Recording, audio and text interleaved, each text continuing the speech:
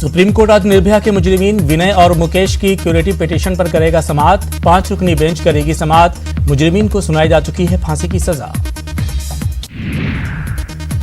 JNU तशद्दुद मामले में आज दिल्ली हाई कोर्ट करेगा समाअत। जेएनयू के 3 प्रोफेसर ने दिल्ली हाई कोर्ट में दाखिल की है दरख्वास्त। गुज़िश्ता समाअत में अदालत ने जेएनयू की 135 सीसीटीवी फुटेज को महफूज करने का दिया था हुक्म।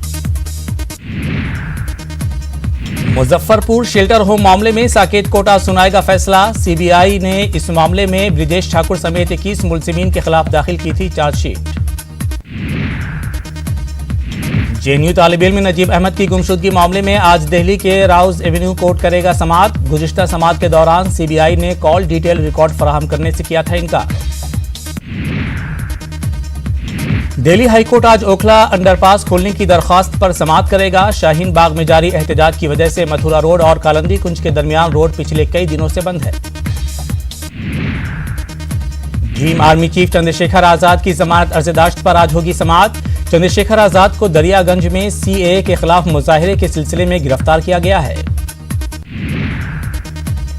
शहरियत तरमीमी कानून और एनआरसी पर अपोजिशन की मीटिंग के बाद सोनिया गांधी ने साधा मरकजी सरकार पर निशाना।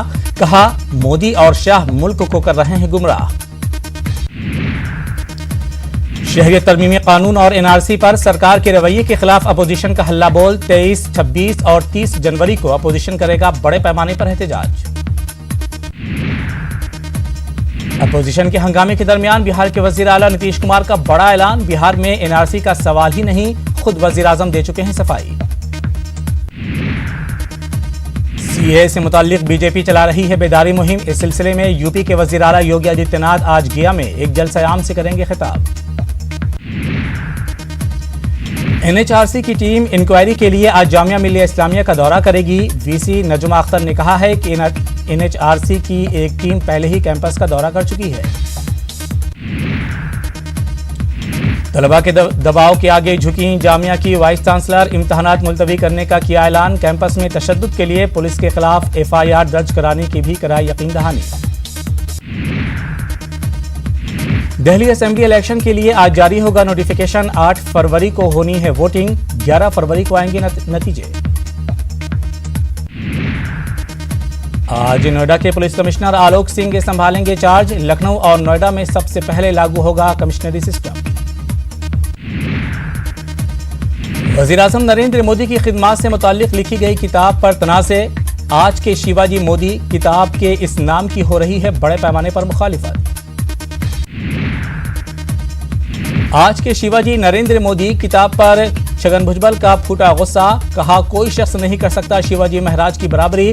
हर समाज हर मजहब को साथ लेकर चले थे महाराज। महंगाई की मार जारी। दिसंबर माह में खुदरा महंगाई में जबरदस्त उछाल। नवंबर के मुकाबले दिसंबर में 2% से ज्यादा का इजाफा। पिछले 5.5 साल में सबसे ज्यादा महंगाई। वादी कश्मीर के बेशतर हिस्सों में बर्फबारी। कुपवाड़ा और बारामूला में भारी बर्फबारी। कई बालाई इलाकों में 7 जबकि मैदानी इलाकों में 3 से 4 फीट बर्फ जमा।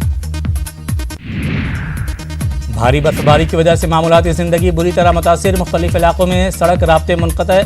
चंद मकामात पर बिजली और पानी की सप्लाई मुतासिर। शुमाली कश्मीर के कई मकामात पर गिरे बर्फानी तोदे।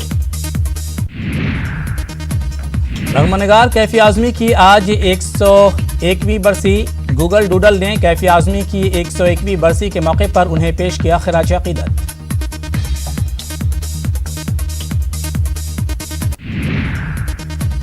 पाकिस्तान के साबिक सदर परवेज मुशर्रफ को बड़ी राहत।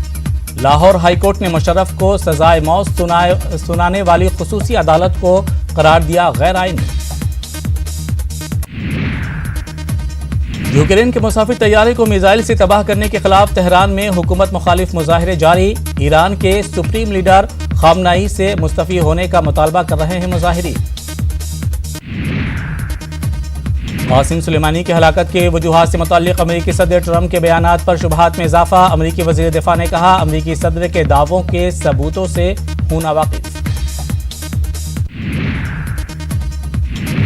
दहशतगर्द तंजीम दाइश दोबारा हो सकती है मजबूत। खित्ते में मौजूदा सूरत हाल के तनाजुर में उर्दून के शेख अब्दुल्ला का इंतबाह। ईरान की वाहिद खातून ओलंपिक मेडलिस्ट कीमिया अलीजादे ने छोड़ा मुल्क, कहा नहीं बनना चाहती थी मुनाफिकत का हिस्सा।